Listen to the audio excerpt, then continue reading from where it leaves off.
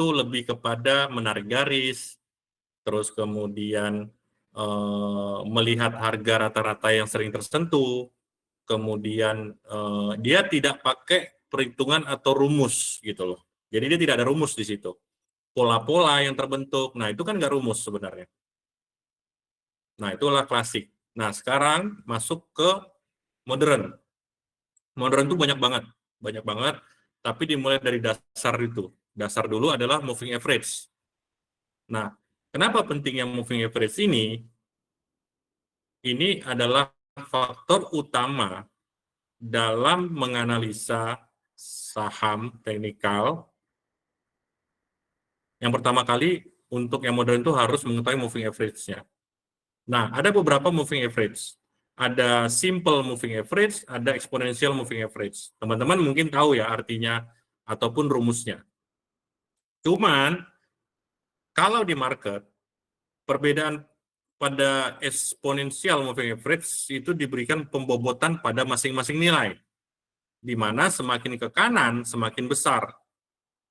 Nah, efek yang terjadi adalah garis yang terbentuk akan bereaksi lebih cepat dan responsif terhadap perubahan harga. Sebagai contoh, kalau simple moving average itu kan tinggal harga A kali tambah harga B, tambah harga C, tambah harga D, baru dibagi 5 gitu.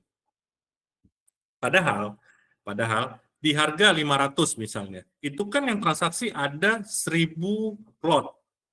Di 505 ada transaksi 3000 lot. Nah, itu kan sebenarnya berbeda gitu. Sehingga dengan simple itu errornya lebih besar. Jadi teman-teman bisa telat untuk masuk atau telat untuk keluar. Karena dengan menggunakan simple itu sangat telat mengambil keputusan. Makanya yang terbaik adalah kalau menggunakan chart itu ambil yang exponential moving average. Sehingga dia lebih smooth dan lebih mendekati atau mengurangi tingkat errornya. Karena rata-rata tingkat error sekitar 40 sampai 30 sampai 40%. Tapi kalau eksponensial itu 20%-an tingkat errornya. Jadi lebih smooth dibikin. Lebih mengikuti harga. Gitu. Nah, itulah perbedaannya antara pasti banyak yang investor baru itu pakai simple gitu. Karena exponential moving average itu harus ada hitungannya. Jadi sekarang kan T+2 ya, dalam waktu 5 hari. Makanya biasa dipakai rumusnya adalah 2, 5, dan yang paling tinggi untuk trading cepat ya, itu di 22 hari. Kenapa? Karena T+2 itu kan orang kan akan melakukan jual beli, dan itu kan akan terjadi perubahan pola gitu. Rata-rata kan di 5, 30, 60 kan. Padahal sebenarnya itu harus disetting lagi. Disetting menyesuaikan dengan perubahan yang terbaru. Dulu T+3, makanya ada 3, 5, 30 kan. Nah, padahal sekarang udah 2. Jadi 2, 5, dan 22 hari kerja per bulannya. Nah, itu untuk transaksi jangka pendek. Transaksi jangka panjang, masukin yang 6 bulannya, sama yang setahunnya. Seperti itu. Next.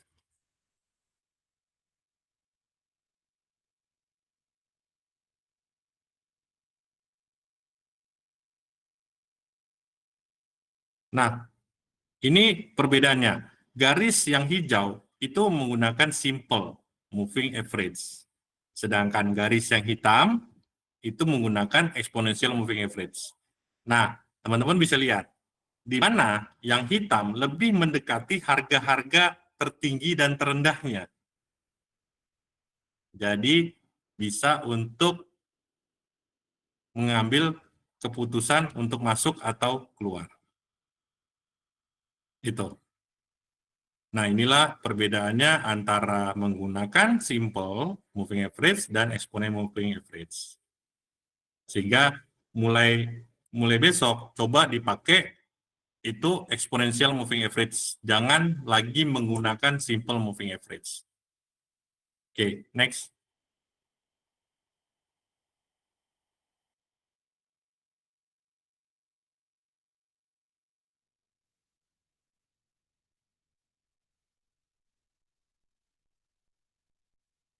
Mas Dias, next again.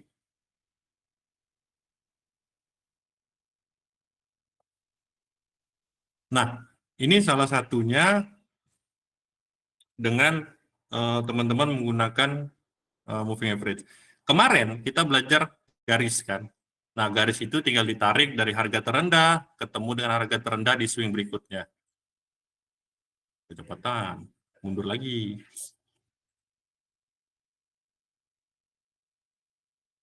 Nah, sekarang itu benar-benar pakai perhitungan.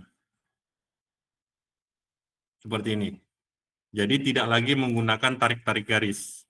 Jadi kapan kita beli, kapan kita jual. Kita beli adalah saat harga menyentuh garis trennya. Nah, moving average itu bertujuan untuk mengukur batas support, bukan resisten. Tapi kalau harga berada di antara dua garis, maka garis yang di atas sebagai resisten dan garis di bawah sebagai support. Jadi timingnya adalah ketika saham-saham tersebut pergerakannya menyentuh garis, dan itu waktunya timing masuk. Catatannya, ketika itu adalah uptrend, maka timing yang paling tepat saat dia menyentuh garis langsung bisa beli. Karena ya, biasanya 80% ketika dia menyentuh garis moving average tersebut, dia akan pullback ke atas. Nah, kebalikannya, kalau di posisi downtrend, jual pada saat harga menyentuh garis seperti yang di downtrend itu. Lihat, nyentuh mendekati harga garis itu lepas. Beli di mana? Ya, balik lagi menggunakan pattern atau menggunakan chart itu sendiri gitu loh. Bisa aja teman-teman bisa beli udah turun 4%, 5%, itu bisa beli atau turun berapa persen. Tapi moving average ini digunakan ketika downtrend adalah saat teman-teman mau melakukan jual. Ketika tren itu naik, moving average digunakan untuk timing beli. Kebalikannya ya, seperti itu. Nah, ini juga teman-teman bisa lihat, ketika ketika moving average yang pendek menembus di atas moving average yang jangka menengah, itu berarti tren akan berubah. Disebut golden cross.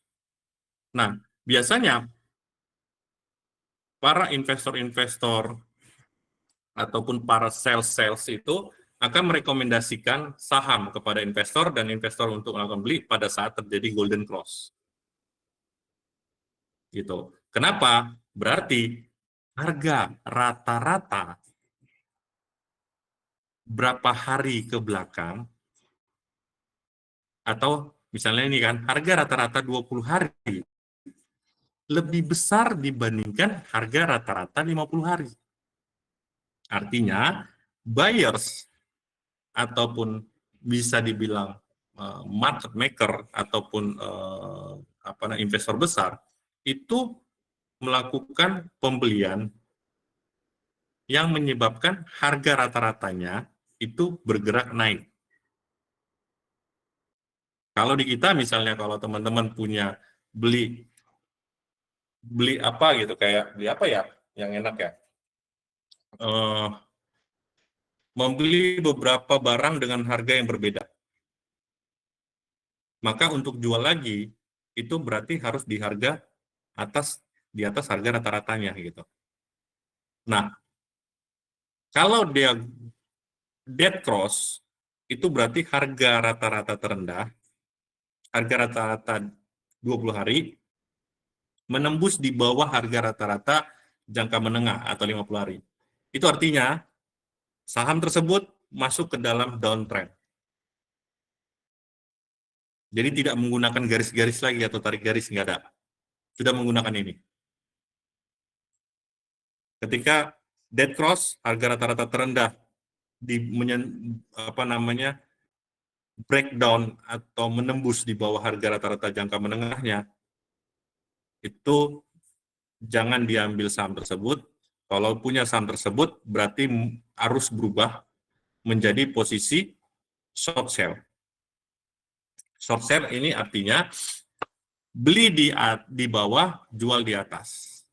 Jadi jual dulu, kalau punya barang dijual dulu, beli lagi di bawah, naik lagi tadi menyentuh moving average-nya jual, baru siap-siap beli lagi di bawah, menyentuh lagi dia naik, menyentuh, jual lagi, begitu terus. Sehingga average atau harga rata-rata dari dana ataupun saham teman-teman itu jadinya turun.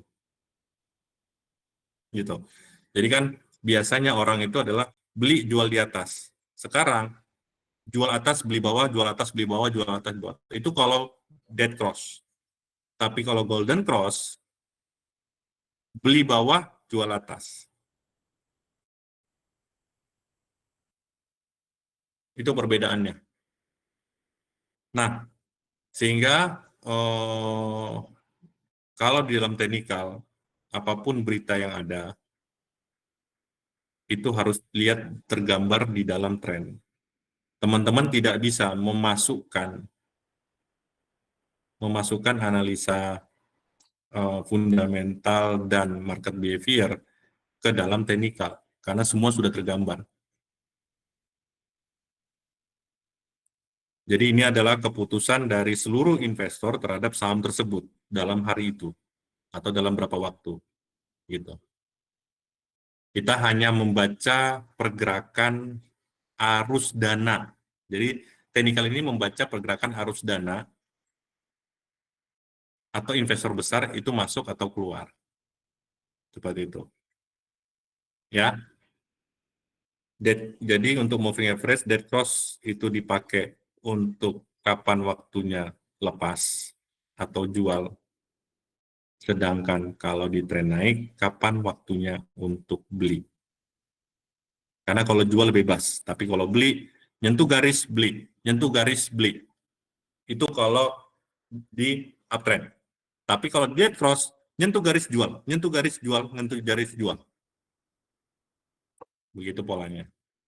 Nah, nanti mulai besok dicoba dari saham-saham yang uptrend ataupun downtrend ataupun golden cross masuk. Teman-teman bisa melakukan pembelian. Oke, next.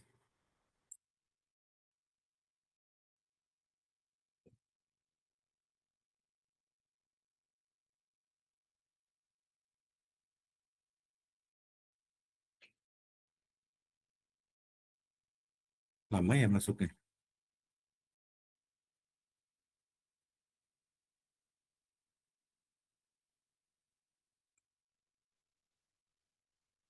Oke.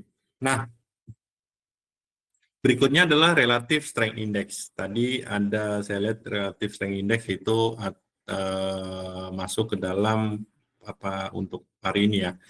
Nah, sebenarnya salah satu indikator yang lemah itu paling lemah adalah relative strength index.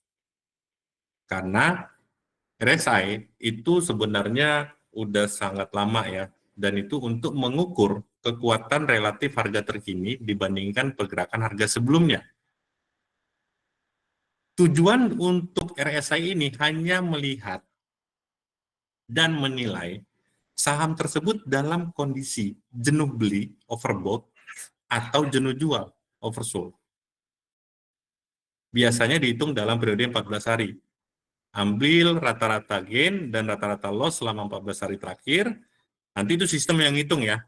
Cuman kita tinggal settingin periodenya 14 hari gitu. Ada yang periode 22 hari, terserah. Teman-teman mau pakai periode yang mana, senyamannya. Nanti sistem akan menghitung. Hitung RS dan masukkan ke dalam rumus RSI. Seperti itu. Next.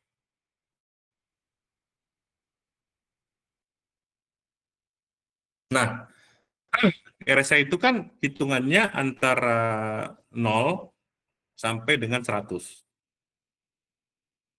Di mana kalau garisnya berada di area 0 sampai 30, berarti itu oversold, jenuh jual.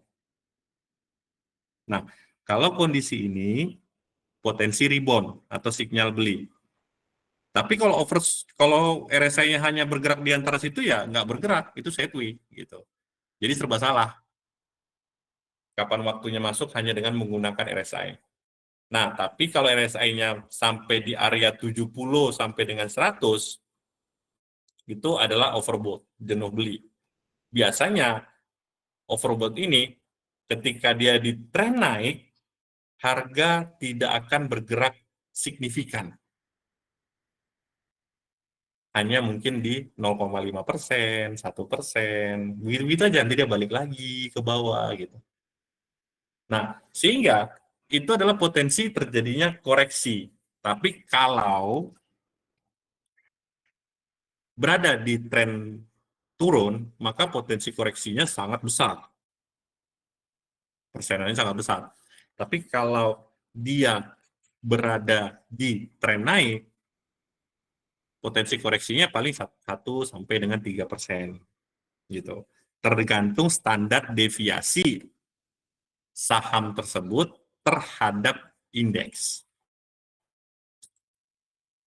Nah, makanya RSI ini mudah untuk dipelajari, tapi dari tidak bisa berdiri sendiri dan butuh trigger-trigger lain seperti contoh.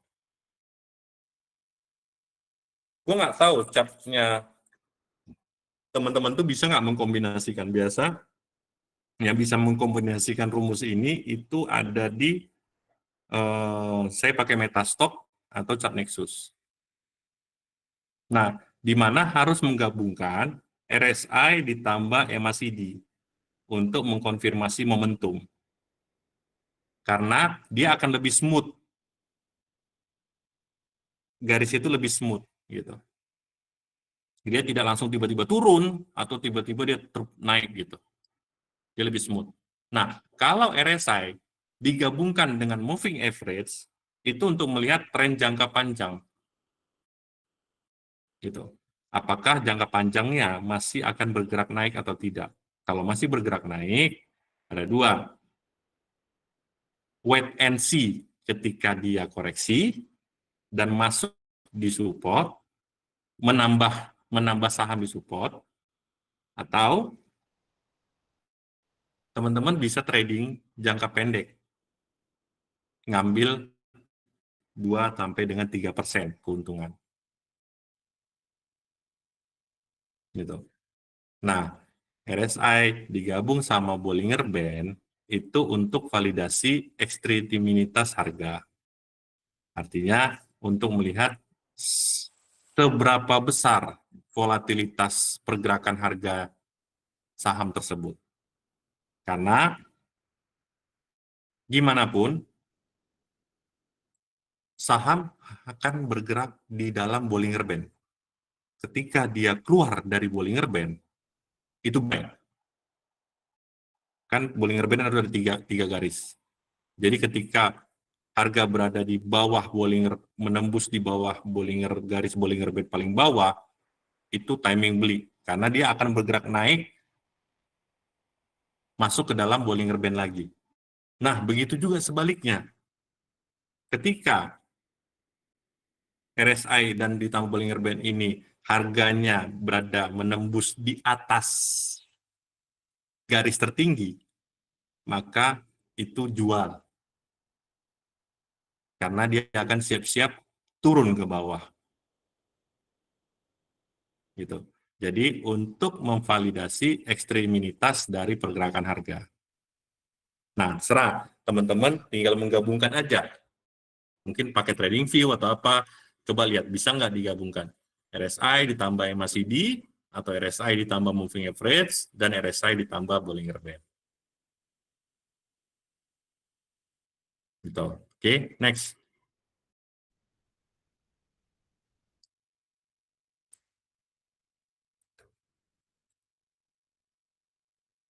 Nah, ini cara menggunakan RSI dalam trading itu signal overbought atau oversold. Jika RSI berada di atas 70, itu akan potensi koreksi. Jika punya barang, jika punya saham, bisa jual dulu. Nah, RSI yang di bawah angka 30 itu masuk ke oversold, arti jenuh beli, jenuh jual, sehingga dia potensi akan rebound karena para investor akan melakukan pembelian dengan nilai yang besar untuk menaikkan harga sahamnya. Nah, yang kedua, untuk melihat divergence, pola penyimpangan. Nah, ini penting nih, ini sangat penting. Bullish divergence itu harga membuat lower low, RSI membuat higher low. Sinyal pembalikan naik. Ini yang biasa disebut ini, alligator wave. Jadi, kalau harga naik tapi RSI turun, itu berarti bearish divergence. Ingat ya, kalau harga bergerak naik, tapi indikator RSI turun, itu masuk alligator wave. Jadi kayak akan dimakan buaya gitu istilahnya. Buaya menganga. Nah, dia akan memakan para investor yang masuk ke dalamnya untuk turun. Sehingga saham itu akan turun. Nah, tapi kalau harga bergerak turun ke bawah, tapi RSI-nya naik, itu besok atau 2 hari lagi harga saham tersebut akan naik kembali. Itu waktunya teman-teman untuk beli atau rekomendasi buy. Akumulasi saham dengan pola bullish divergence. Tapi kalau bearish divergence itu oke. Yang ketiga, RSI digunakan untuk swing rejection. Misalnya, RSI turun ke bawah 30, lalu naik dan gagal menembus bawah lagi, itu artinya rejection bullish. Berarti harga akan masih turun. Jangan disentuh. Jangan pernah nyentuh itu. Tapi kalau kebalikannya, itu berlaku bearish rejection. Artinya RSI naik di atas 30, kemudian dia gagal menembus ke bawah dan kembali lagi, nah itu bearish rejection. Itu timing teman-teman untuk beli atau kalau punya saham, jangan melakukan tindakan jual dulu. Karena bisa dia rebound balik, dan itu kehilangan saham nantinya. Next.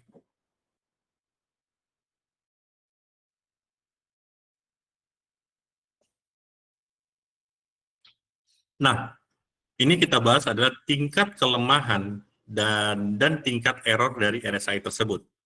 Satu, kelemahannya memberikan sinyal yang terlalu cepat. RSI bisa menunjukkan overbought terlalu cepat, harga bisa naik meski RSI sudah berada di atas 70. Gitu. Itu kelemahan pertama. Kelemahan yang kedua dari apa namanya pattern ini adalah tidak cocok di pasar tren kuat. Jadi kalau dia bullish trend, jangan pakai ini.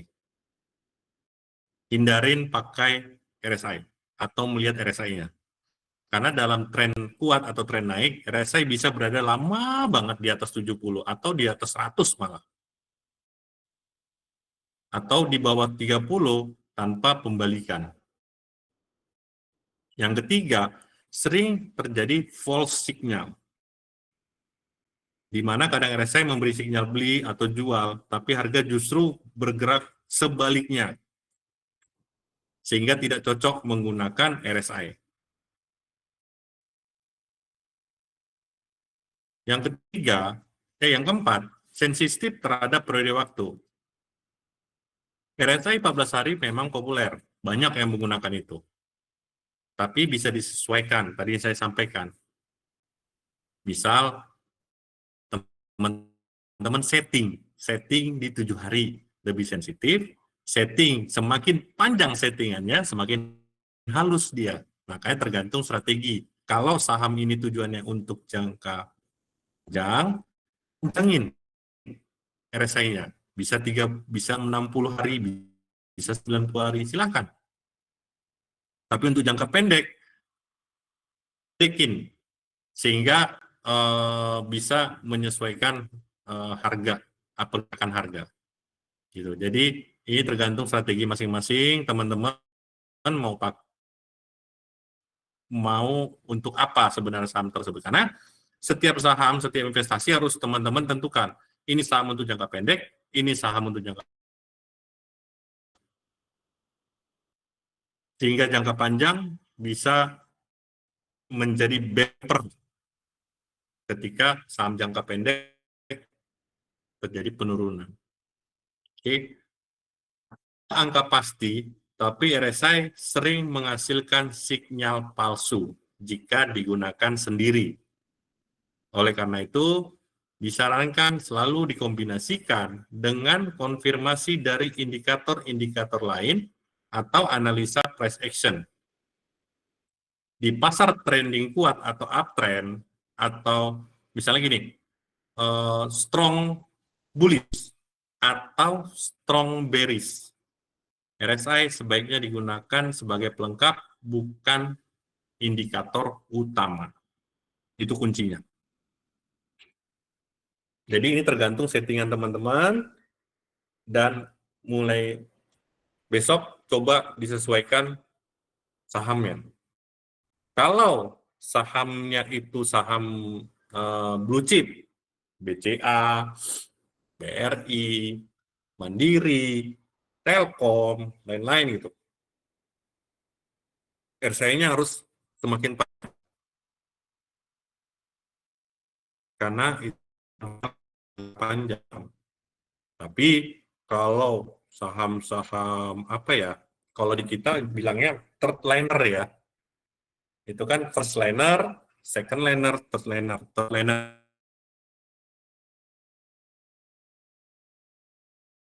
itu saham-saham gorengan lah gitu, saham-saham yang kita tidak tahu, tiba-tiba teman-teman melek aja, itu saham udah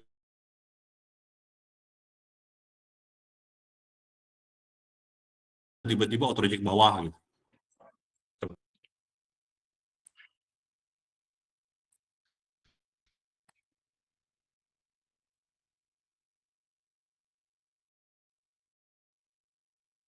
Mas Dias,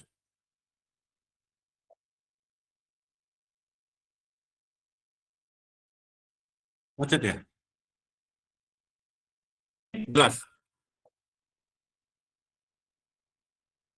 Oh, ini macet. Ini jelas.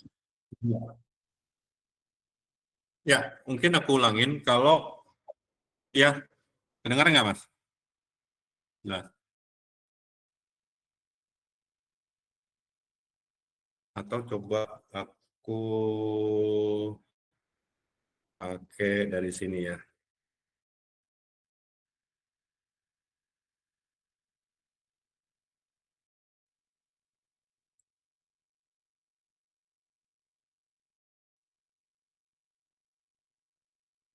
Bentar Mas. Ini kenapa ya?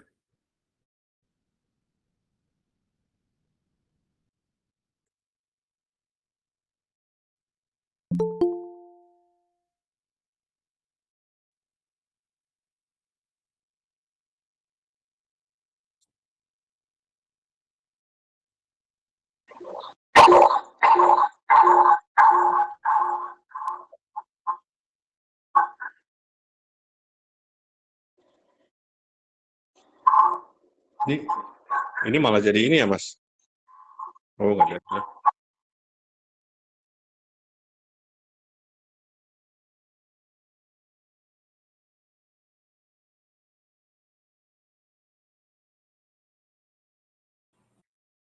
Ini kayaknya wifi-nya agak ini.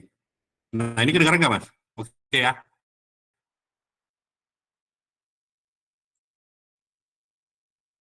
Oke. Nah, tadi aku ulangin sedikit aja bahwa ada 4 kelemahan. 4 kelemahan ini nanti teman-teman baca, dan jangan pernah menggunakan indikator RSI aja, tapi harus digabung dengan beberapa indikator. Karena kalau hanya satu indikator, itu false signal atau tingkat error untuk RSI besar.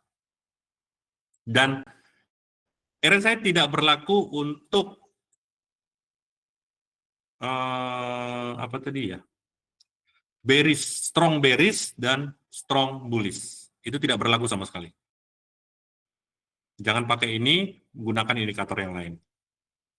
Jadi RSI cocok untuk saham-saham lebih bagus dipakai di saham-saham yang liquid atau saham-saham yang di first liner, yaitu tadi BRI, Telkom, BCA, dan lain-lainnya. Tapi untuk yang second liner atau apalagi third liner, mending jangan pakai ini. Karena yang second liner atau third liner, ini malah jadi makanan para market maker-nya. Better jangan. Oke, next.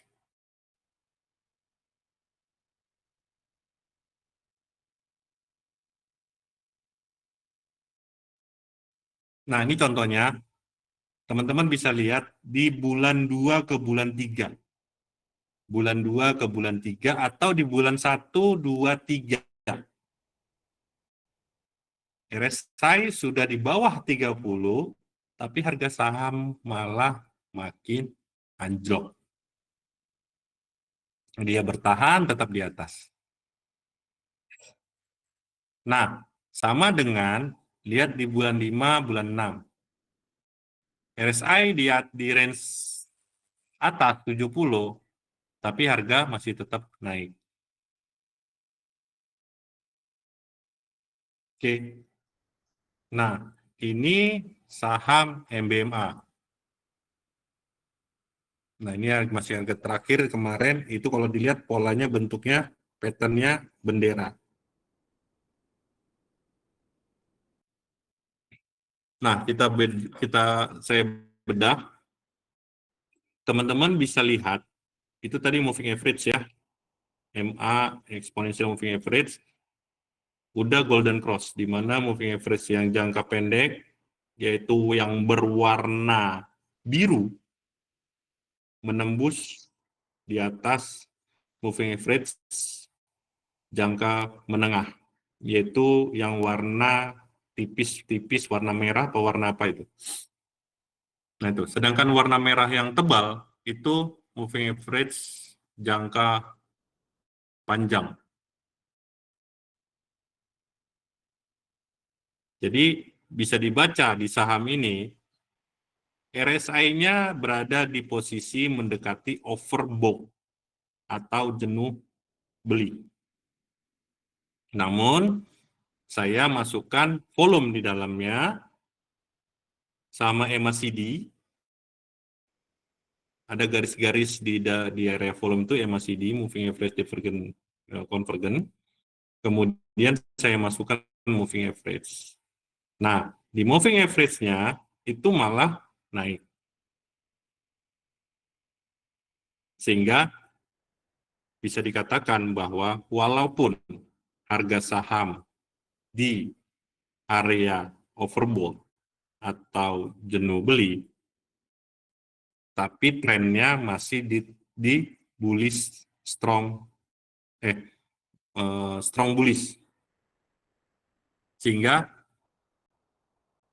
kita lihat berapa hari ke depan, apakah saham MBMA ini akan menembus dan bergerak kembali ke atas, karena exponential moving average jangka pendeknya menembus di atas exponential moving average jangka pendek. Gitu ya. Apakah pola penan ini akan membawa harga sahamnya mencapai di harga 600-an. Gitu. Jadi dengan ini teman-teman bisa tahu nih, RSI ini penting nggak sih gitu loh. Berguna nggak sih gitu. Itu kalau saya berbicara secara pelaku gitu loh. Yang pelaku langsung gitu. Bukan secara analis. Kalau secara pelaku, RSI tidak terlalu berguna atau errornya tinggi. Oke, jadi harus digabungkan dengan beberapa indikator baru mengambil keputusan. Oke, next.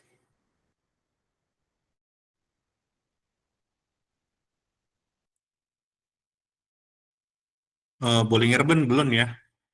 Masuk nggak sih?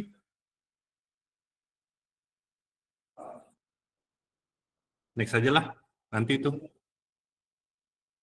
Soalnya aku gabung. Terus,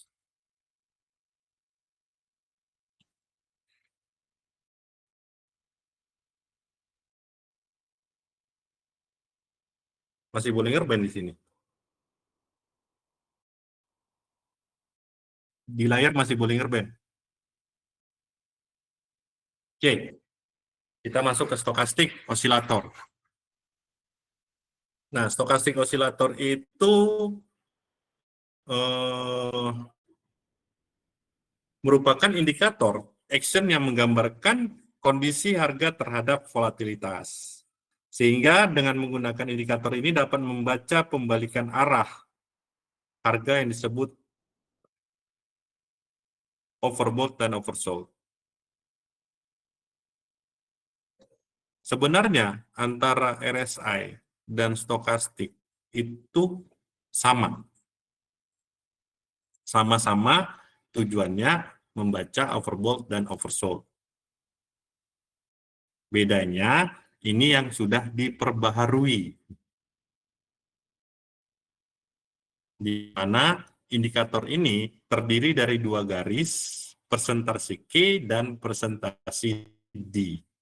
Di mana kalau persentase K merupakan garis yang menggambarkan pergerakan harga jangka pendek, yaitu phase stokastik, sedangkan persentase D merupakan garis yang menggambarkan pergerakan harga jangka menengah, itu slow stokastik. Nah, ini digabungkan sehingga terbentuklah stokastik osilator. Range stokastik ini di hanya 20 sampai dengan 80.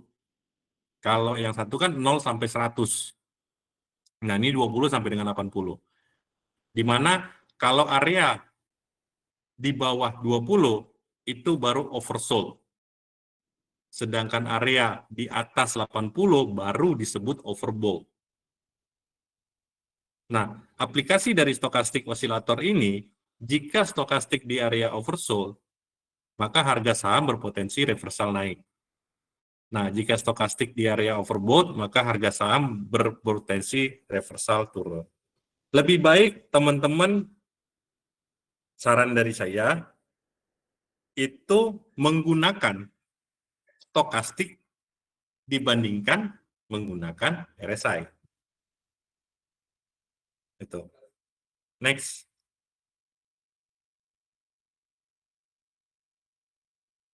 Nah, ini bentuk stokastiknya.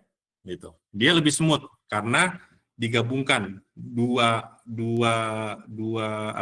garis yang pergerakan jangka pendek disatukan dengan pergerakan jangka menengah. Nah, ketika harga di bawah atau menyentuh 20, kemudian terjadi golden cross. Golden cross itu teman-teman bisa lihat harga yang apa namanya, yang garis putus-putus itu jangka menengah, garis yang nyata merah itu jangka pendek. Jadi ketika terjadi golden cross di mana harga garis nyata menembus di atas garis putus-putus, itu timing untuk beli. Tapi ketika dia golden cross, dead cross, di mana teman-teman bisa lihat di area-area jenuh beli itu terjadi dead cross kan, di mana harga garis nyata menembus di bawah garis putus-putus. Nah, itu harga sahamnya turun. Gitu. Lebih enak teman-teman tuh melihat ini gitu dibandingkan menggunakan yang tadi. Jadi tingkat errornya lebih kecil.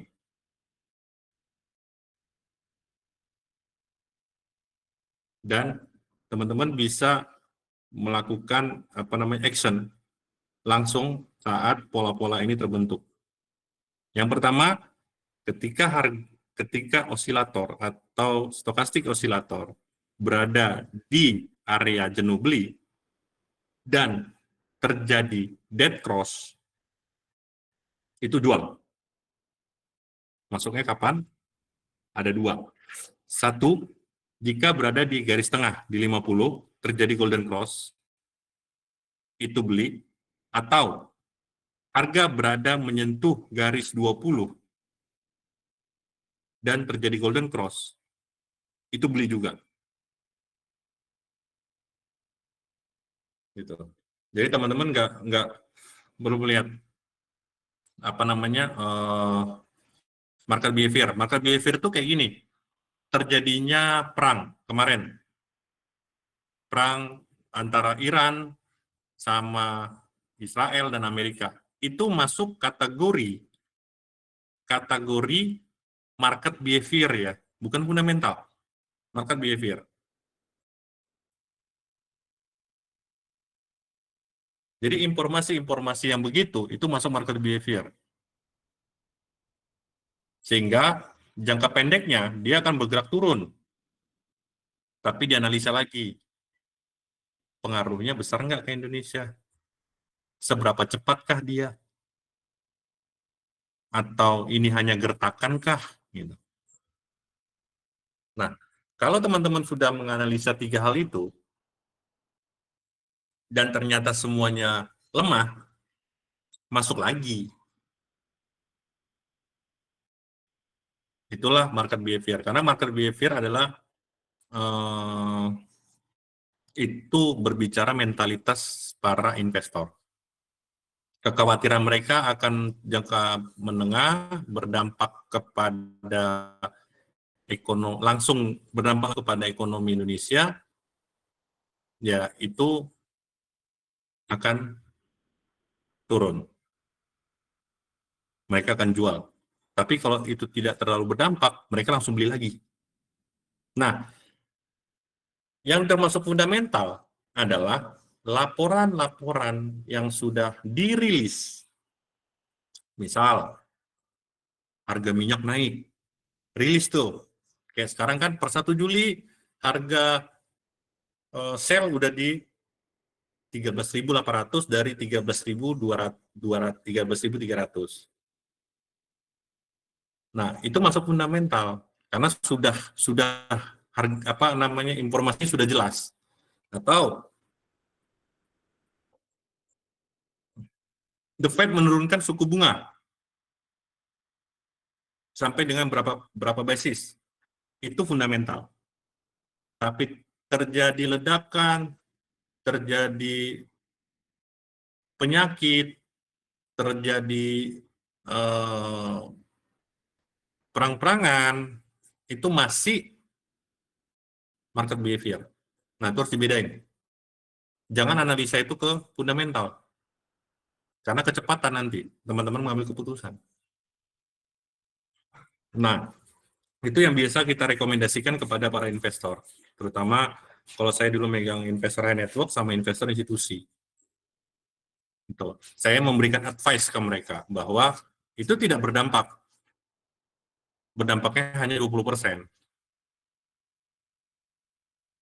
Jadi kalau mau jual jangan dulu. Gitu. Nggak tahu, kalau mau beli jangan dulu. Karena ini masih market behavior, Pak. Belum fundamental yang bermain. Seperti itu.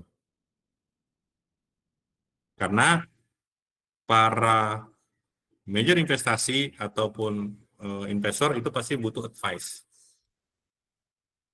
Nah, kita bisa memberikan advice tergantung informasi yang banyak kita peroleh. Gitu.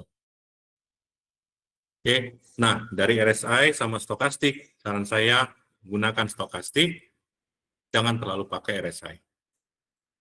Kalau mau pakai RSI, teman-teman harus menyatukan, menggabungkan juga dengan moving average, MACD, atau Bollinger Band. Gitu ya.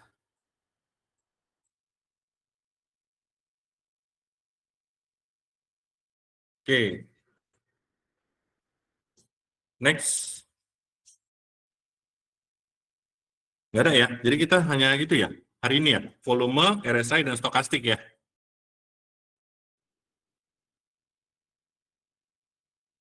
Berarti nanti dihilangin dulu ya Mas. Yang itu. Karena itu lengkap. Sampai Bollinger apa semuanya ada. Nah, berarti sekarang kalau kemarin kita sudah bisa bikin apa namanya trading plan. Tapi kalau sekarang itu kita tidak bisa menggunakan trading plan, belum, karena masih apa namanya 3 indikator. Di mana nanti ke depannya itu semua indikator kita bahas sampai nanti saya kasih tahu indikator mana yang paling mumpuni dan bagaimana menyatukannya di dalam trading system. Sebenarnya kalau pakai Metastock itu memang mahal ya. Sistemnya aja 30-an juta itu. Tapi itu bisa teman-teman merakit sendiri trading plan yang akan bergerak indikatornya secara otomatis. Jadi dia akan muncul tuh sinyal beli, sinyal jual, sinyal beli, sinyal jual gitu. Sampai sebegitunya gitu loh. Jadi nggak perlu repot lagi, jalanin sistemnya, sistem itu akan sendiri untuk melakukan beli atau jual. Nah, itu bisa dipakai juga di apa sih, Bitcoin. Bitcoin bisa. Jadi Bitcoin itu benar-benar teknikal, nggak ada fundamentalnya itu, karena tidak ada underlying asetnya, gitu loh. Bitcoin itu kan tidak ada underlying aset. Bitcoin itu berdasarkan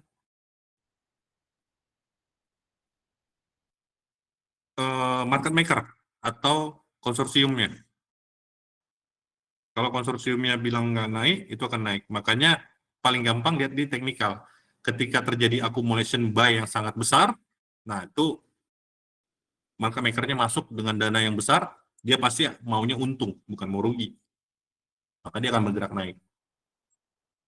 Bisa dipakai teknikal ini, gitu, moving average, harga rata-ratanya dia, karena moving average menggambarkan harga rata-rata investor. Investor besar lah berarti kan, gitu. Jadi nggak mungkin dia mau harganya itu atau dia rugi gitu. Itu sih. Nah, ini support, resistance, dan false break, di mana support itu sebenarnya level harga psikologis para investor di harga bawah, di mana harga terendah yang tercapai dan kemudian berpotensi kembali naik.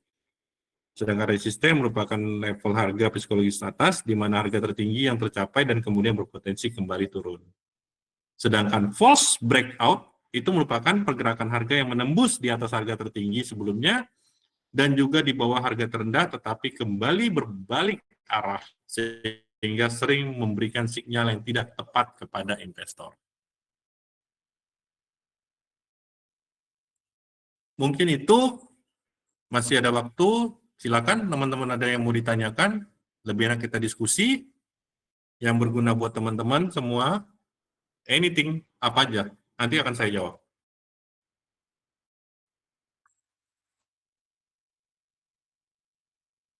Ya,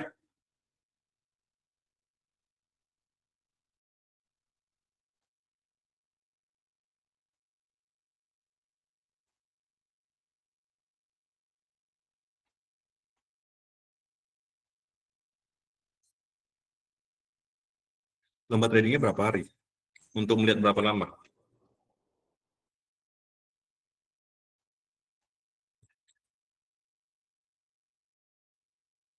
Seminggu.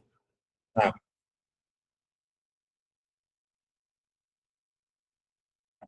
gue nggak update ya, Kompas 100 itu apa aja sih sekarang isinya? Biar saya kasih tahu nih barang-barang yang bagus, coba bentar ya.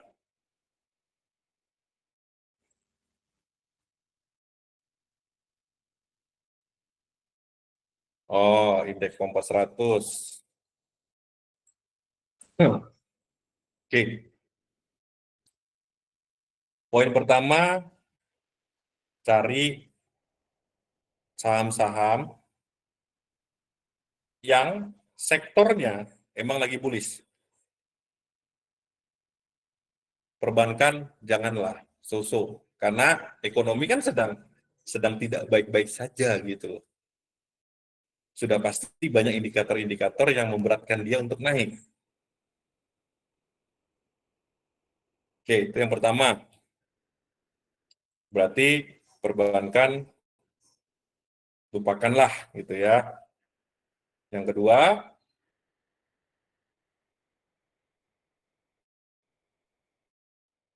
padukan 30% saham liquid, sorry, 40-60. 40 saham liquid, 60 saham yang di-maintain.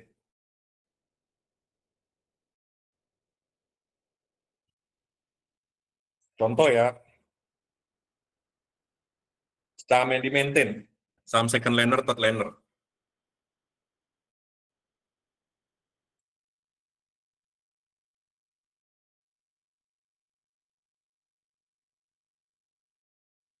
Bisa cek di AMMN. AMMN itu mineral apa kan, emas kan. Dengan kondisi gini pasti harga emas potensi melambung, terus laporan keuangannya juga oke. Yang kedua,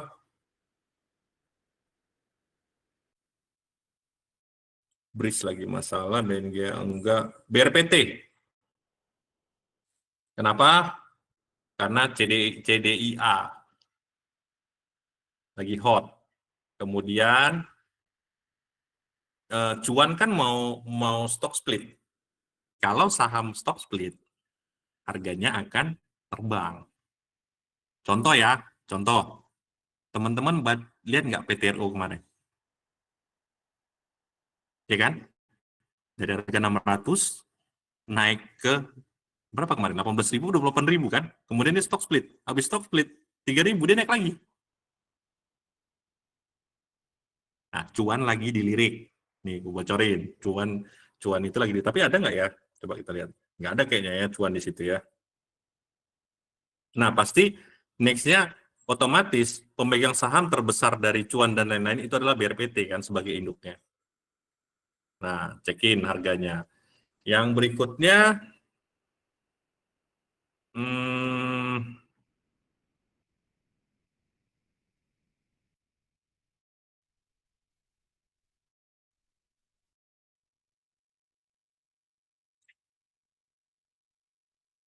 info.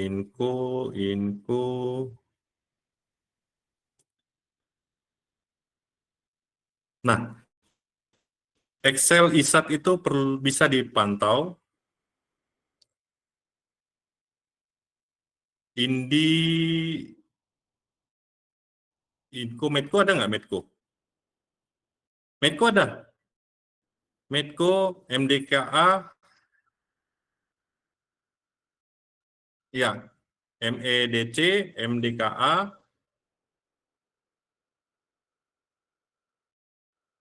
PGEO, Pertamina Geothermal,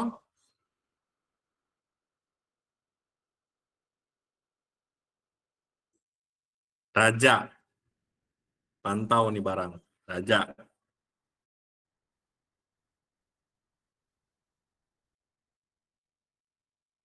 SSMS,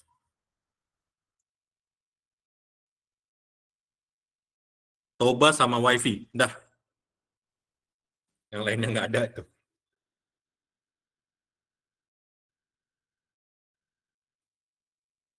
Toba karena pemiliknya yang punya negara, yang COO-nya dan apa? Danantara.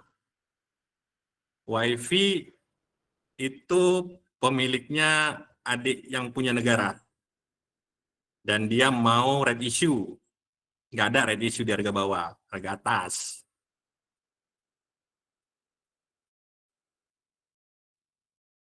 Yang punya Hasim itu, yang punya negara itu mau masuk 3 triliun WiFi. Udah, itu sih. Yang lainnya mah berat, berat, berat. Yang lainnya berat.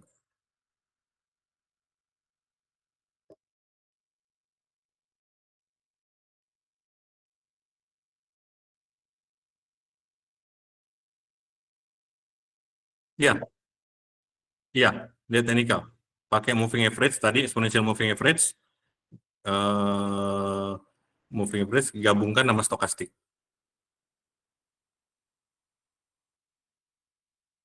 Dua itu. Itu saham-saham yang yang menurut saya satu sektornya bagus, yang kedua lagi hot, yang ketiga eh, lagi di tren naik, yang keempat market maker-nya kuat, ya saham-saham itu tadi yang saya sebut. CTRA atau yang terkait BSDE, CTRA itu enggak, karena sektornya memang masih turun ya gitu loh, masih nggak bagus. Perbankan no, Astra juga no.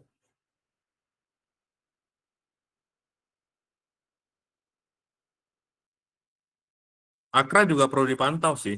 Akra itu kan suppliernya ini kan, eh,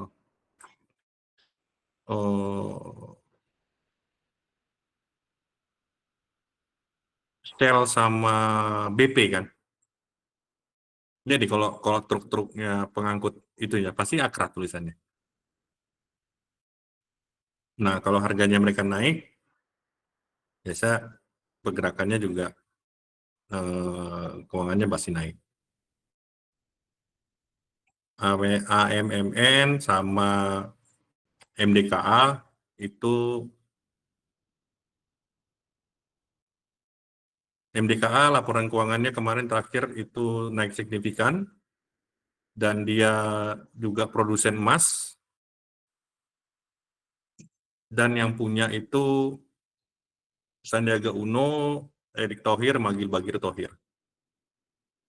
Jadi geng yang punya negara. Medco baru mengakuisisi tambang, kemudian dia mau ngeluarin bonds, biasanya harganya itu bergerak naik. Kalau secara fundamental ya, secara teknikal teman-teman bisa lihat kapan timingnya masuk karena yaitu volatilitasnya oke lah, bagus.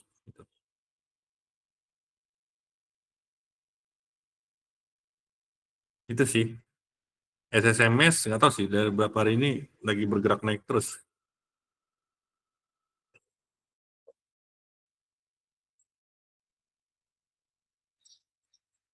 Teens enggak, Timah jelek, Telkom Telkom lagi banyak masalah, Tower juga sama, UNTR apalagi, Unilever sudah terhitung lah.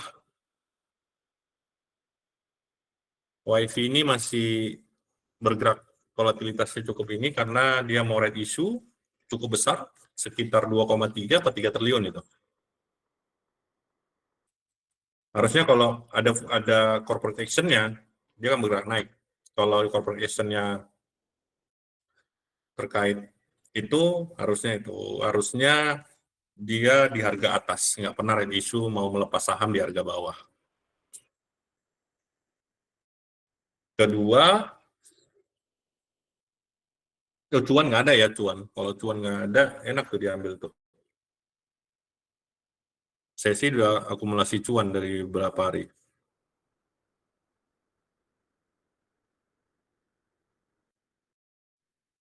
Semil, kalau Semil itu PT Sarana Mitra Luas itu benar-benar market maker-nya. Saya kenal banget yang gerakin ya soalnya. Janganlah kalau nggak melek loh. Ya, Raja itu oke. Raja udah overbought kalau nggak salah. Oversold. Charter Nickel. Raja Petrosi itu perlu tetap dilihat ya. PTRO, Raja, nah itu masukin aja. Jadi hanya beberapa saham dari 100 saham ini ya. Kalau saya, teman-teman bisa, karena volatilitasnya tinggi, jadi persentase keuntungannya itu besar. AMMN 1, kedua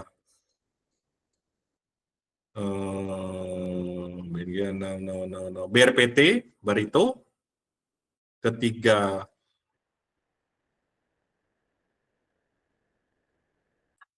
Dharma apa ini ya?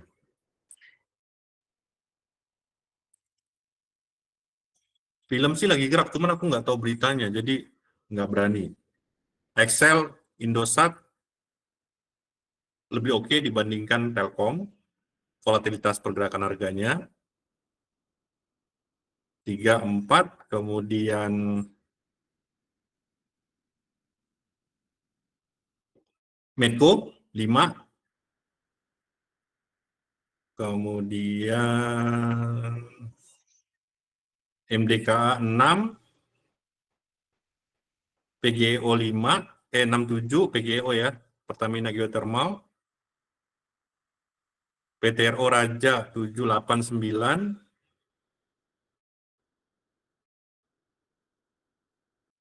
Toba sama WiFi 11. Gue rekomendasi sih 11 saham itu. Secara teknikal, kalau kalian bermain secara teknikal itu paling enak.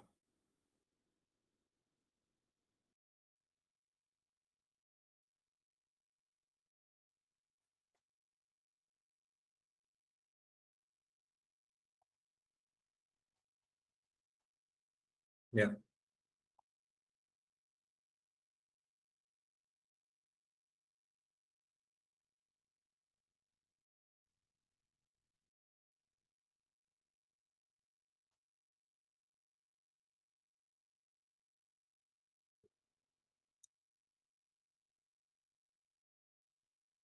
Iya, silakan. Sayang loh kalau nggak nanya, rugi loh.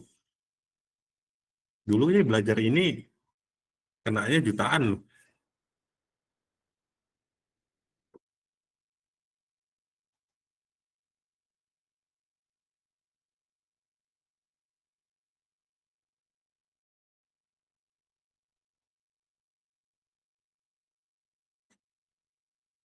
Analisa apa dulu nih? Kalau kalau kalian sebagai investor itu kan sangat penting ya. Sebagai investor itu sangat penting karena dana kita ada di situ. Kalau teman-teman masih pakai virtual, mungkin santai. Tapi tes pakai dana asli. Efek psikologisnya beda banget. Karena ini dana saya nih, real ini dananya. Jantung itu pun lebih berdegup kencang gitu kalau jadi penurunan. Tapi kalau masih pakai virtual, ya santai ya gitu. Tapi lebih enak mau cepat belajarnya dan bisa serius, fokus, dan semangat belajar ini pakai dana asli. Karena ketika ini naik, teman-teman akan lebih happy, karena terlihat bahwa dana teman-teman berkembang. Terlihat kalau turun, ya akan meningkatkan semangat teman-teman buat mempelajarinya kembali. Gitu. Dari sisi sebagai brokerage, sebagai broker, semakin canggih, semakin bagus analisa ataupun rekomendasi yang teman-teman berikan kepada investor, semakin investor itu akan merekomendasikan teman-teman ke teman-temannya. Itu sudah terbukti. Saya sudah melakukan itu, jadi saya tidak perlu mencari, tapi para investor itulah yang mencari dan minta advice saya dan minta rekomendasi. Seperti itu. Nah, dari situlah teman-teman akan memperoleh pendapatan yang jauh lebih besar dibandingkan teman-teman capek trading. Gitu. Nah, kalau trading dengan dana itu kan, ya paling misalnya dana 1 juta atau 5 juta atau apa, dana berkembang gitu kan cukup lama ya prosesnya. Tapi kalau di dunia pasar modal, nilai teman-teman itu unlimited. Semakin teman-teman belajar, semakin teman-teman banyak baca, banyak ini, analisanya bagus, semakin dicari. Dan teman-teman lah yang di-entertain oleh para investor. Bukan kita yang mengentertain investor. Seperti itu.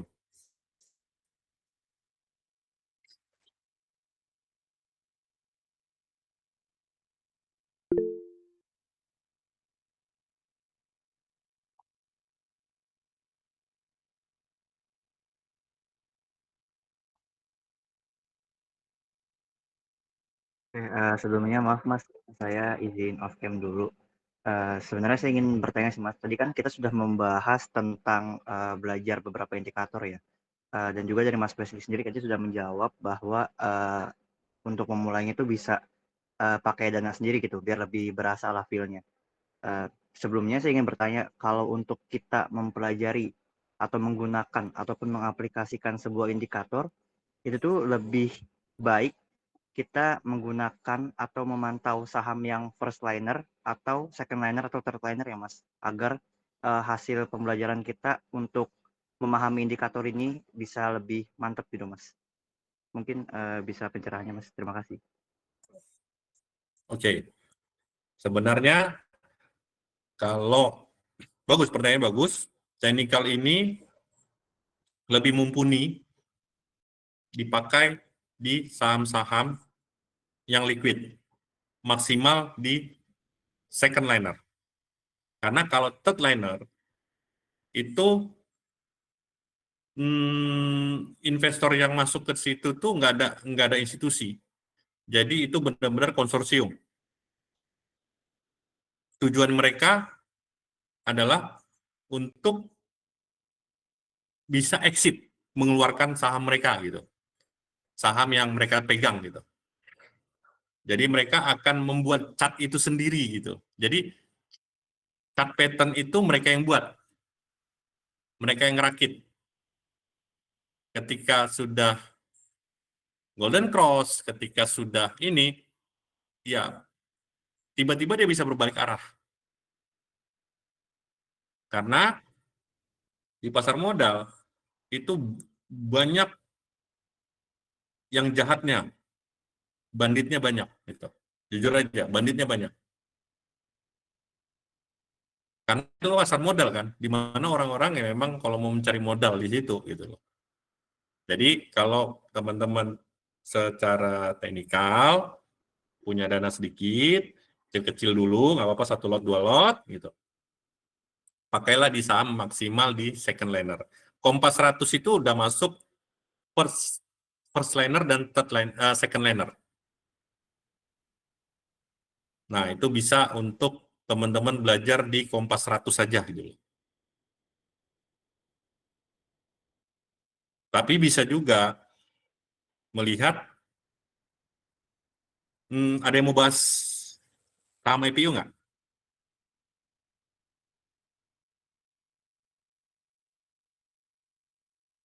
Nah, sekarang kan lagi banyak IPO nih. Oh iya, Eh, sebentar, 2 menit aja. IPO itu indikatornya adalah lihat dari satu sektornya, yang kedua lihat dari apa namanya, underwater-nya, gitu. Underwater yang paling dicari-cari, yang paling ditunggu-tunggu keluar kalau dari Trimegah, Henan, Cipta Dana. Di luar dari itu, jangan.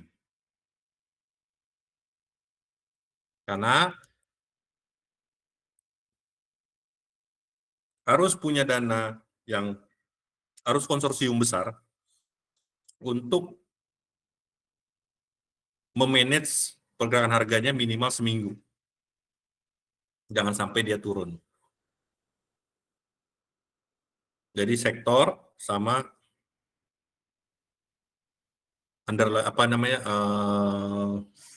siapa yang bawa gitu. Jadi 3 itu oke. Nah, dari 8 saham yang akan IPO hanya ada satu lagi BCA. Cuman BCA ini dananya besar. Cuman dia pergerakannya agak lama gitu. Karena anak usahanya juga kan, kayak yang udah-udah juga beberapa kan dia turun sih enggak, tapi bergerak naik juga kagak gitu loh. Nah, rekomendasi lihat PSAT kalau punya dana nih 100.000 ke 200.000, 200.000 aja ya, 200.000 beli CDIA dan PSAT. Itu 2 saham akan gila harganya. Ratusan persen sampai ribuan persen itu bisa. Apalagi CDIA. Karena di situ ada Trimegah, di situ ada Henan. Itu berarti sama seperti brand sama cuan. Itu dua-dua itu kan yang underwater-nya kan Trimegah sama Henan. Itulah gambarannya. Karena mereka punya dana yang sangat besar buat memaintain supaya tidak mengecewakan investor. Oke, pertanyaan lainnya?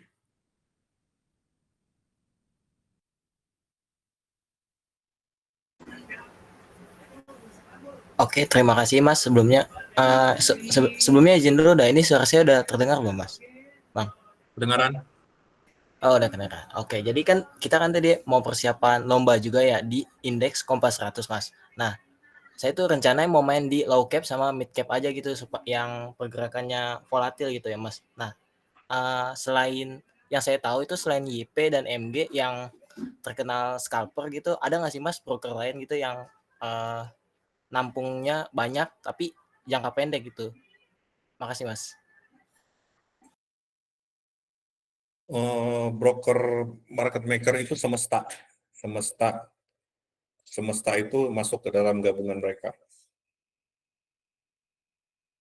Hanya itu aja sih yang bagus. Yang lainnya, aduh, gila semua sih. Saya nggak rekomendasi. Oke Mas. Iya Mas, makasih Mas. Ya, karena mereka punya konsorsium besar, dana besar, bisa puluhan triliun di bawah mereka, di belakang mereka.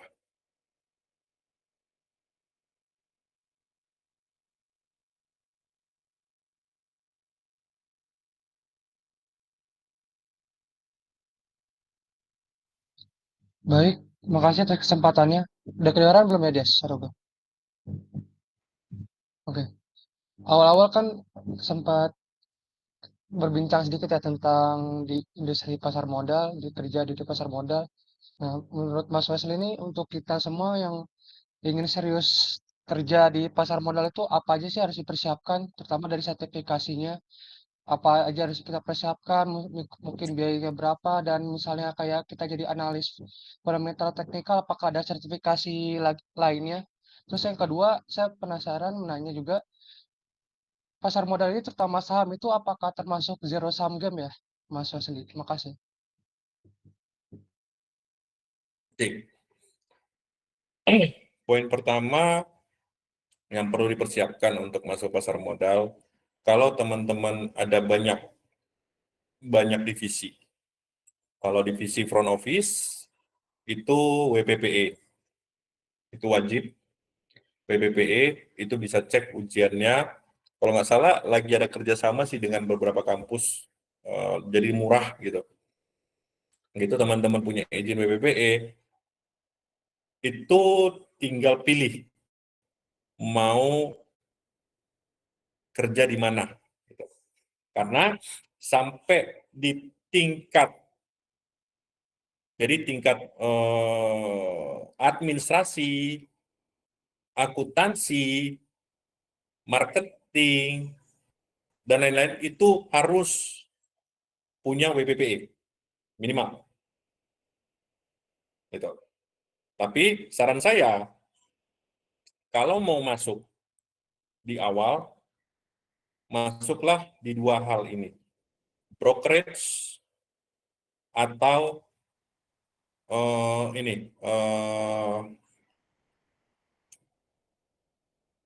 bukan fixed income, IB, investment banking. Investment banking itu perlu izin WPEE, Wakil Penjamin Emisi Efek. Ini lebih mahal lagi dan lebih susah lagi ujiannya. Nah, investment banking itulah yang meng-create IPO,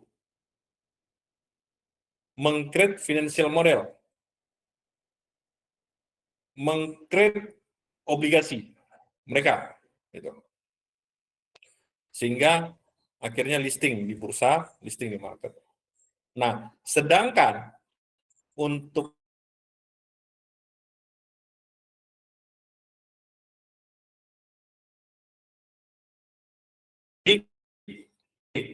lebih kepada brokerage lebih kepada analisa fundamental, teknikal, tapi hanya dasarnya saja, kemudian peraturan.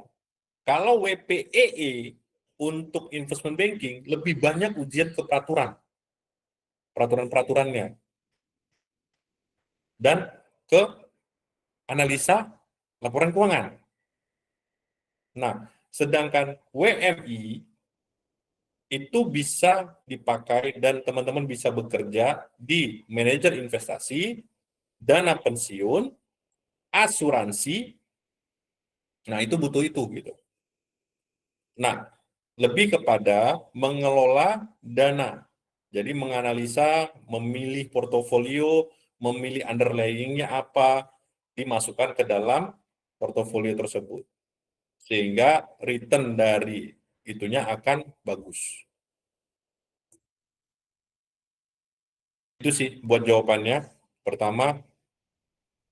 Yang kedua, zero sum game itu gimana maksudnya? Oke, karena ini Mas, itu kan saya lihat kan kalau kita misalnya kita mau take profit di harga tinggi, pasti harus ada orang yang menampung.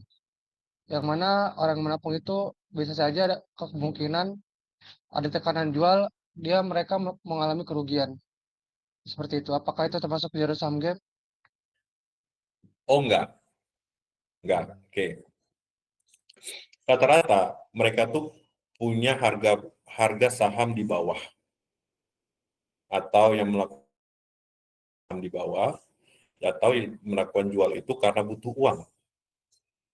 Mungkin dia terjadi penurunan, dia butuh dana, dia akan lepas dengan rugi. Atau dia stop loss. Di setiap investor mempunyai batas-batas stop loss masing-masing. Ada yang minus 3%, ada yang minus 10%. Atau yang ketiga, dia mau beralih ke saham yang lain. Jadi, dibilang zero sum games itu lebih kepada ini, falas, komoditi, Bitcoin. Kenapa? Satu, tidak ada underlying yang jelas. Yang kedua, yang menentukan itu bisa sampai nol. Teman-teman bisa rugi hampir habis uangnya. Yang ketiga, tidak ada jaminan karena tidak di-backup oleh OJK.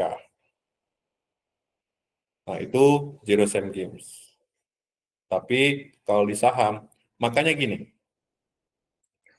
banyak di sosmed berita tentang Bitcoin. Tapi seberapa besar sih yang seberapa banyak sih yang untung Bitcoin? Paling yang itu aja kan komennya. Dia mulu yang muncul kan? Kenapa yang lain-lainnya tidak muncul? Dan yang namanya yang punya uang itu tidak akan pernah menunjukkan uangnya. Semakin dia punya uang di kantongnya sendiri, semakin dia tidak menunjuk. Kalau semakin di-blast di sosmed, itu berarti bukan uangnya dia. Saya kasih tahu aja kuncinya. Itu uang orang, atau ya bisa jadi money laundry. Dengan cara seperti itu. Kenapa? Semakin dia terkenal, semakin orang banyak mau masuk ke dia, semakin banyak mau jadi anggota dia. Ujungnya, apakah anggota itu kaya, raya seperti dia? Tidak. Tapi 30 orang terkaya di Indonesia semua dari saham. Dia punya perusahaan, kemudian dia listing, kemudian harga saham dia maintain, harga sahamnya bergerak naik, nilai asetnya semakin tinggi, kemudian dia lepas sahamnya ke investor asing, luar, investment luar negeri, ataupun dia red issue di harga atas. Sehingga dia memperoleh keuntungan yang lebih besar lagi. Semakin bagus laporan keuangannya, semakin bagus kinerja dia, semakin naiklah aset dia. Karena aset yang beredar di 20% menggambarkan keseluruhannya.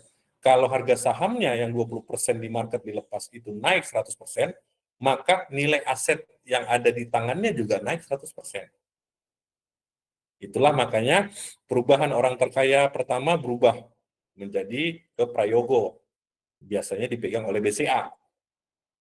Kenapa? Karena nilai aset perusahaan-perusahaannya itu melejit tinggi. Sehingga menggambarkan nilai aset yang dia pegang dan nilai aset perusahaannya. Seperti itu.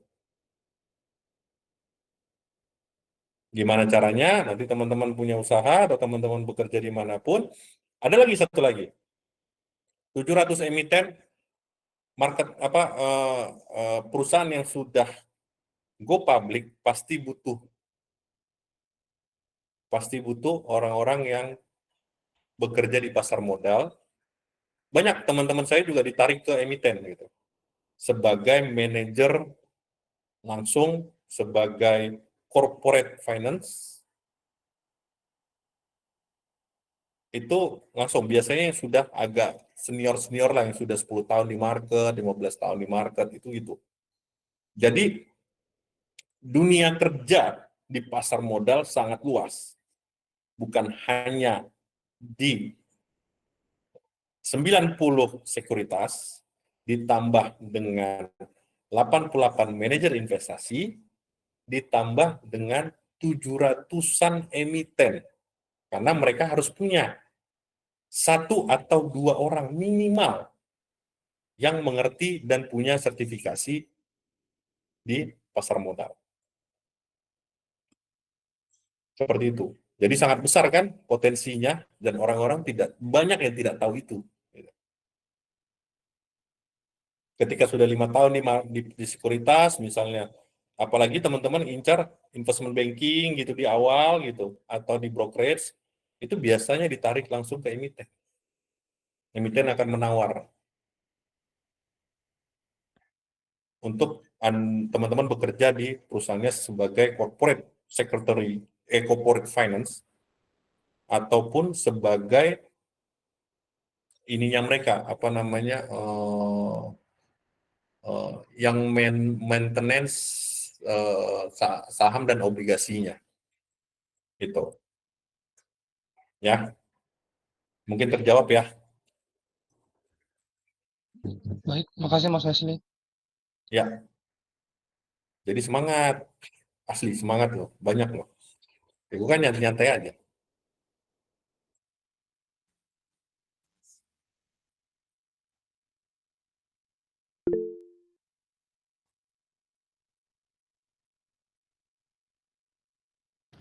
Oke, sebelumnya terima kasih atas kesempatannya. Aku izin bertanya, Pak, terkait saham SMIL yang di mana saham tersebut kan fenomenal banget kan bulan-bulan terakhir, di mana dia pernah ARB berjilid-jilid namun nggak kena suspend ya dari Bursa Efek Indonesianya. Yang kita ketahuin kan kalau misalnya saham tuh kalau ARB sampai 2 sampai 3 kali tuh pasti kena suspend ya, Pak. Itu kenapa ya, Pak? Ya, nah, sebelum suspend ada UMA, Initial Market Activity. Nanti bursa meminta penjelasan. Dan kalau sahamnya bergerak sideways, santai dulu gitu sampai beberapa hari, dan dia memberikan penjelasan ke bursa, itu nggak akan disuspend. Tapi kalau sudah sampai 4 sampai 5 kali turun atau 4 sampai 5 kali naik dan dia tidak memberikan penjelasan ketika kena UMA, dia akan disuspend. Suspend pertama itu 2 hari 3 hari. Suspend kedua itu 1 minggu. Tetap naik atau juga dia akan masuk di CDA atau apa ya, lupa kok. CCA. Jadi dia tetap ada tapi tidak bisa melakukan transaksi di secondary market.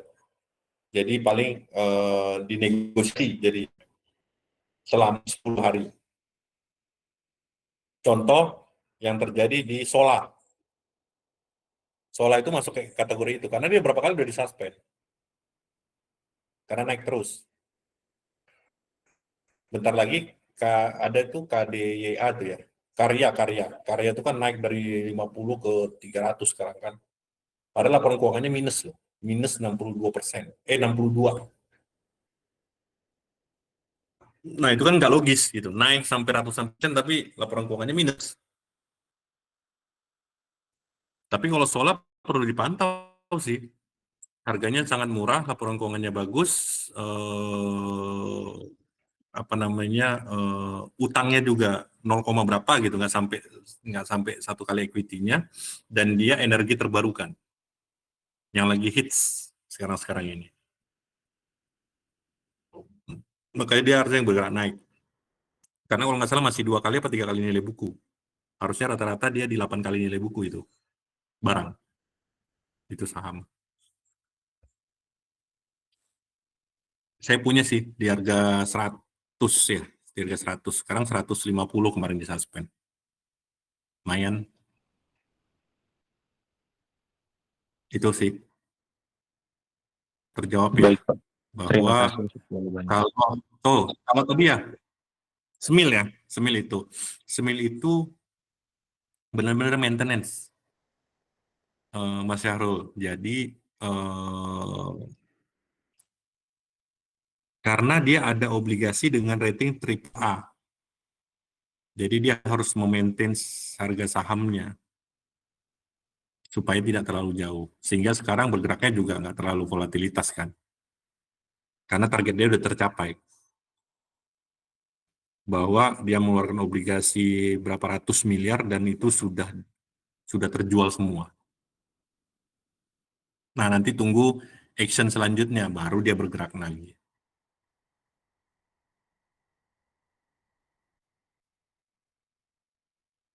Karena individu itu yang punya, bukan corporate ya. Yang punya Smil itu individu. Kenal saya, ownernya.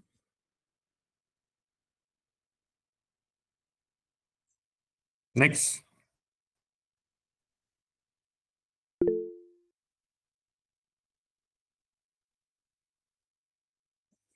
Albayu.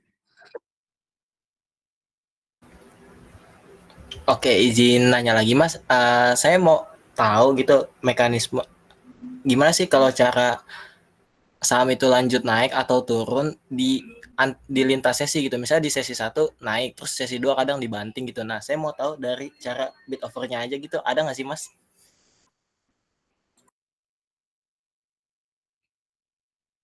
Oh, itu ada. Mungkin chapter berikutnya ya, saya kasih tahu namanya piramida terbalik sama piramida dan piramida terbalik. Jadi ketika harga yang di atas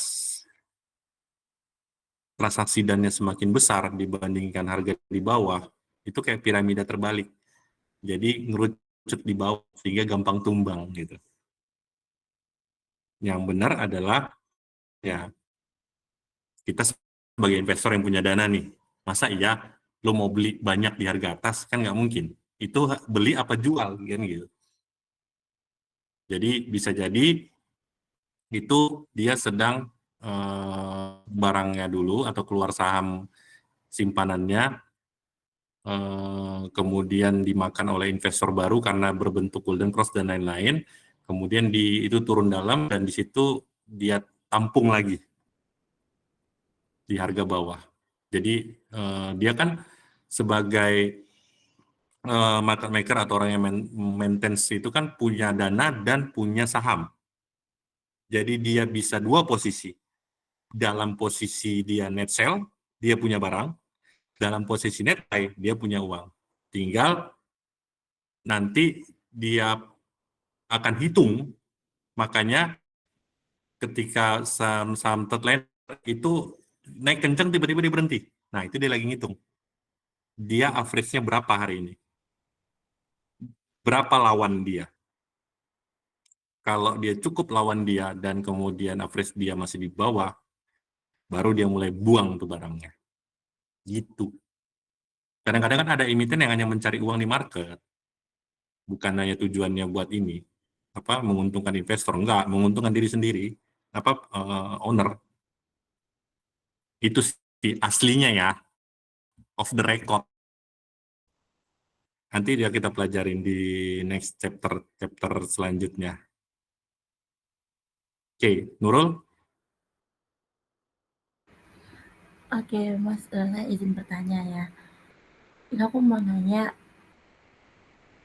di kondisi pasar seperti apa yang spesifikasinya, dalam kondisi seperti apa sih indikator seperti yang udah kita bahas tadi, yaitu moving average dan RSI yang aku dapat tadi, paling optimal digunakan, dan kapan sih kayak yang sebaiknya benar-benar kita hindari penggunaannya, karena kan sempat aku dengar itu bisa menyesatkan analisis. Lalu ini aku ada pertanyaan terbesit juga, tadi kan sempat dibahas IPO ya. Nah, itu aku gimana sih kita mengaplikasikan indikator seperti yang kita bahas tadi, MA, RSI, dan indikator-indikator lainnya. Apakah indikator ini masih relevan gitu? Karena kan emang data dari perusahaan-perusahaan IPO itu masih terbatas gitu kan. Lalu jikalau tidak relevan itu apa sih pendekatan lain yang lebih cocok digunakan untuk perusahaan-perusahaan di fase awal IPO? Terima kasih. Oke. Pertanyaannya juga bagus. Tadi poin pertama saya jawab. Teknikal berlaku di pasar yang damai tentram. Ketika kayak terjadi market behavior, kayak tiba-tiba boom, ngebom, ngerudal, apa segala macam yang kemarin itu tidak berlaku teknikal. Bubar tuh teknikal semua. Fundamental bubar semua. Karena yang bermain di situ, investor yang bermain apa? Psikologisnya. Ketakutan dia akan berlanjut, ketakutan dia akan nuklir sehingga dia nanti telat untuk keluar, mending keluar sekarang. Dia nggak peduli gitu. Bahwa harga dia masih turun 3%, 4%, dia nggak peduli. Nah, itu biasa terjadi kebanyakan di investor yang udah tua-tua. Karena dia nggak masalah rugi 5% atau 10% karena nanti dia akan masuk di harga bawah. Karena pengalaman dia seperti itu. Nah, ketika itu semua terbentuk, pemikiran itu terbentuk di para investor, apalagi investor dengan dana besar, maka itu akan terjadi. Karena harga berapa aja dia turun, supply dan demand. Supply-nya sangat besar, di berapa aja buang. Jadi, saya pernah pengalaman. Saya megang banyak investor institusi. Itu lebih kepada manajer investasi. Ada yang high network itu punya sekitar ratusan miliar saya pegang. Satu orang. Jadi saya bilang, itu informasi ada apa, terjadi apa? Jadi ini Pak. Terus menurutmu akan lari kemana? Ya, itu market behavior Pak. Udah nggak, saya peduli. Lepas. Saat itu saya buang saham Astra sama Telkom 100 miliar. Di harga berapa aja. Gitu. Jadi kalau teman-teman nanti dimasuk di pasar modal, ratusan miliar, triliunan, itu hanya angka. Hanya angka. Jadi kayak teman aku ada, dia itu market maker, dia dipercaya untuk market maker ini. Ketika kami naik kereta gitu kan dari Bintaro, dia kerja Bintaro kan sama saya tuh. Terus udah jam trading nih, diteleponin sama yang punya uang. Itu sama dia megang SMIL ya. SMIL berapa sisa? 20 miliar Pak di saya. Dan itu didengar orang. Kan orang bilang, ini gila nih orang ya. Kayaknya puluhan miliar itu ngomongnya kayak di kereta lagi kan gitu. Tapi mau nggak mau kan, masa ya bisik-bisik atau nggak diangkat bisa kehilangan nasabah gitu. Dan itu diketawain, asli banyak yang ketawa. Cuman gue bilang, belum tahu dia. Kenapa? Kita harus jawab dimanapun ketika lo menjadi seperti itu, jam 1 pagi, jam 3 pagi pun ditelepon, lo angkat. Tapi dapatnya gede. Asli, ntar aku minta dia ngobrol di sini. Dulu dia OB, office boy. Sekarang ya dia punya rumah 3, mobilnya banyak. Office boy, 2010 dia office boy di kantor. 2024, 2025, dia duduk dengan meja dan ruangan tersendiri di kantor tersebut. Di kantor yang menjadikan dia OB. Bayangin. Itu. Dia orang kampung loh. Orang Tegal Pedalaman. Nah, Desa Tegal.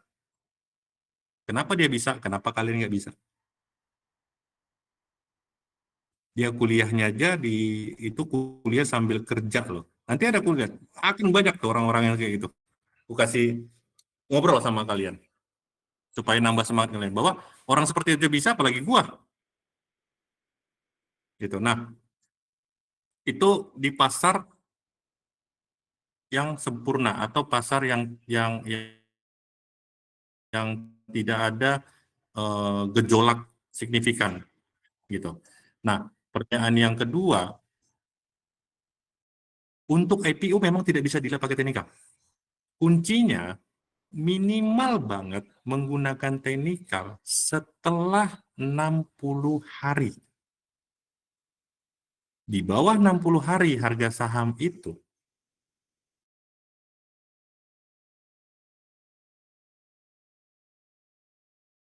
nggak laku teknik. Supply demand, lihat bid offernya gitu. Bid offernya berapa, kiri berapa, kanan berapa, totalnya berapa, 10 di bawah berapa, yang dan di match itu harganya berapa, harga rata-ratanya berapa. Hanya itu.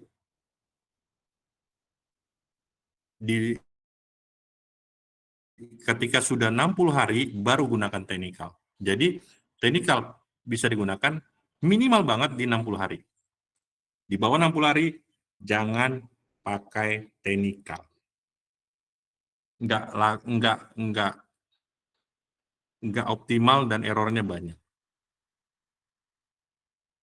Jadi kalau pakai teknikal, pakailah untuk saham-saham yang sudah 60 hari di market. Gitu. Menjawab ya, Menjawab. Mbak Nurul, Nurul Afifah.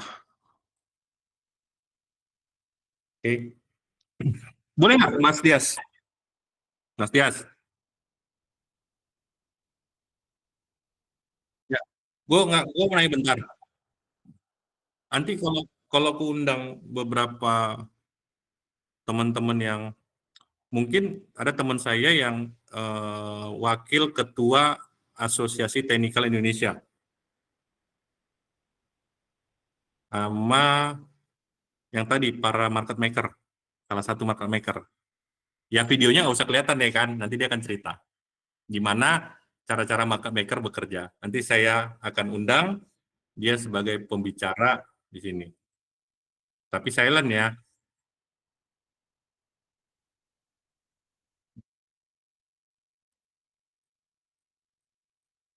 Ya, mau yang mana duluan gitu. Kalau wakil ketua asosiasi teknikal yang punya izin yang apa namanya, sertifikasi teknikal yang bejibun, boleh. Sekarang dia sebagai fund manager di asuransi asing dengan dana ratusan triliun. Boleh nanti saya undang buat teman-teman, dia berbicara terkait dengan teknikal yang tingkat tinggi. Ya, sama sebagai dia sebagai pelaku dari beberapa saham yang di-maintain. Jadi teman-teman bisa tahu ini saham di-maintain apa enggak, digoreng apa enggak, asli apa enggak gitu. Nanti dia akan bicara. Ya, kisah suksesnya juga gitu buat teman-teman semua. Nanti undang-undangin aja siapa yang mau dengar, silakan. Nanti saya undang orang-orangnya.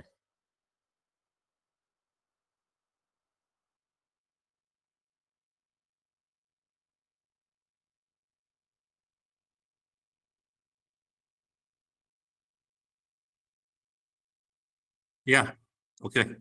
Di antara dua itu, nanti teman-teman bisa sounding ke teman-teman yang lain. Dia sebagai pembicara yang di balik layarnya teknikal lah orangnya. Karena dia wakil ketua teknikal Indonesia. Ya, langsung pakarnya yang akan ngomong. Yang pakar lah, teman-teman sih, teman dari nol, dari mulai awal sih kami.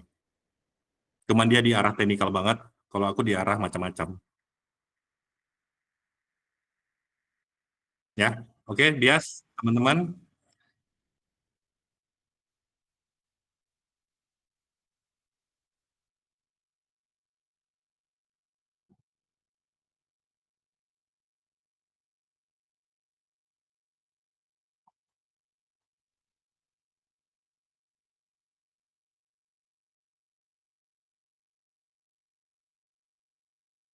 Ya, boleh.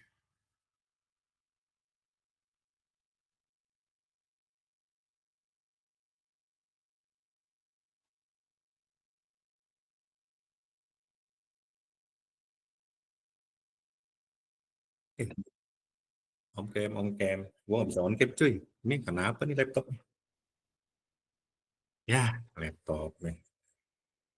Nggak ada foto.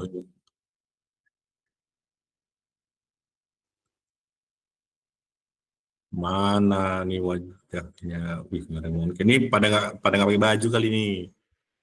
Ini nggak jelas nih tempatnya nih.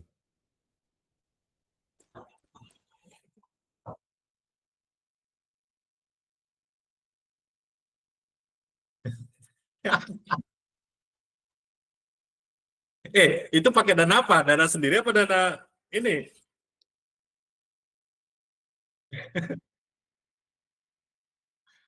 Ya, kalau itu japri aja deh, biar aku kasih tahu ya. Pindahnya kemana. Saya bantu deh.